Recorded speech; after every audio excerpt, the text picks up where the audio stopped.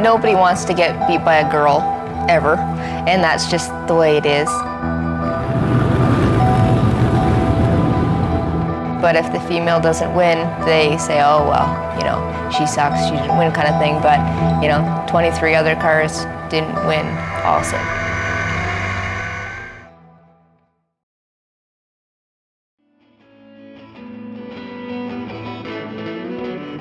Normal driving is really boring. Like after you go 120 miles per hour sideways, driving on the road is really boring. If I have to drive any length of time, I want to have a nap. Remember the time that you were in North Carolina? And she was, well, you remember the story too. Kaylee was in North Carolina, and they were there for the World Finals. And after the racing day, they all sit around the campfire and they talk and laugh. And this evening, it was 1:30, 2 o'clock in the morning. And as they were sitting there, a young couple came along and saw Kaylee and said, "Are you Kaylee Weiss, the late model racer?" And she said, "Yes."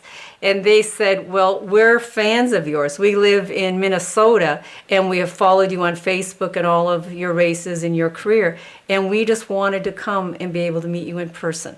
In Ontario, Quebec, New York, Pennsylvania, and probably even further, I'm the only female late model driver. Basically, the only reason why I am the only female driver in a late model at this time is because I was one of the first female late model drivers. And so we've, progressed through the ranks, and there are others that are coming. We couldn't talk her out of it. And so I decided that we would let her try it and we'd build them as safe as we could. And because I told Jordan here, we had quite a few discussions about it over 6 months, and I said, well, some people are meant to do certain things, and if you don't let them do it, then you're going to hurt them. When I got my license, I guess I was 16, and I had my own truck. I've always driven trucks. So my first truck was an '89 GMC Sierra, regular cab, short box, step side, vermilion red, big mud tires, and a lift. Tonight is our third annual Weiss Racing Anti-Bullying Night at Brighton Speedway. It's always a little bit scary when you plan something like this and you hope that you have, a few hundred people show up, but you actually have no idea. And weather certainly plays a big factor in that. So hopefully the weather holds together and we have a good night and a good turnout.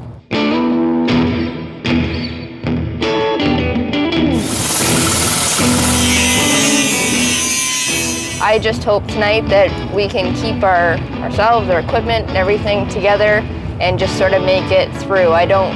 We're gonna try to make it to the front, obviously, that's always the goal, but to, kind of be at least a top 5 car is gonna be our goal tonight.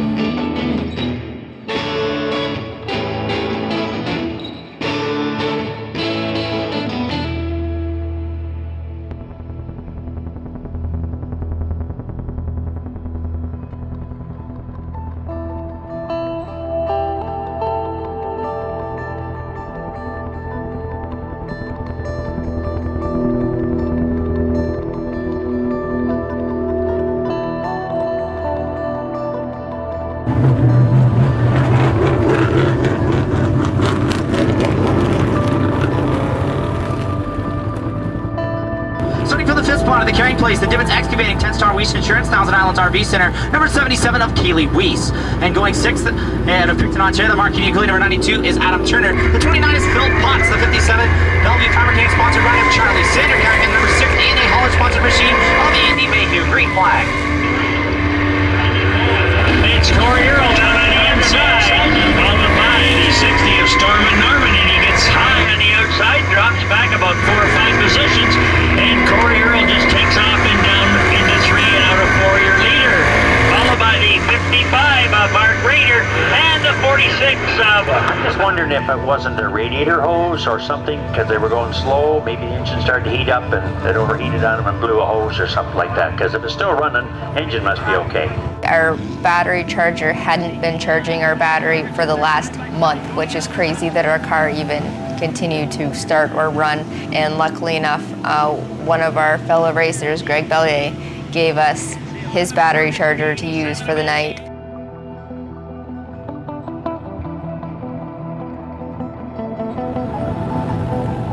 Lots of room and time coming up on the outside. The 11 of Corey Earl just walking away right now, Clayton. Corey Earl all alone in front of the field here is Adam Turner holding off the 55 of Mark Rader for second, but here comes Charlie Sandercock working his way through the field to get into the third position.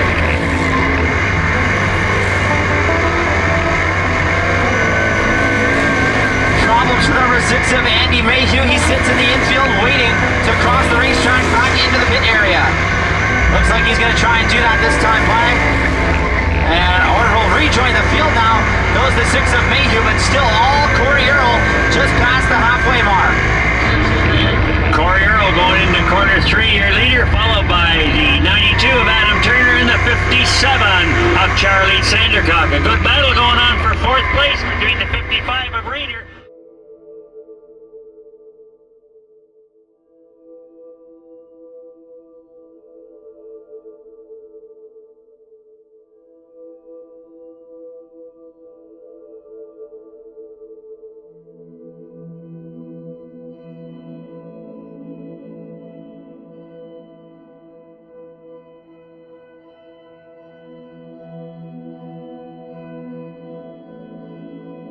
It's an overwhelming feeling. You're never sure how many people are actually going to show up to an event like that.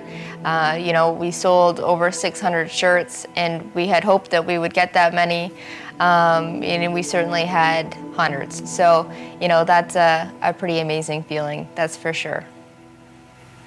Now my focus has changed a little bit more to being more of a role model and spokesperson in racing to help inspire young people to get involved in racing, and also sort of take my anti-bullying campaign to the next level. And I've done a lot of public speaking, and I would like to sort of develop that as a racer.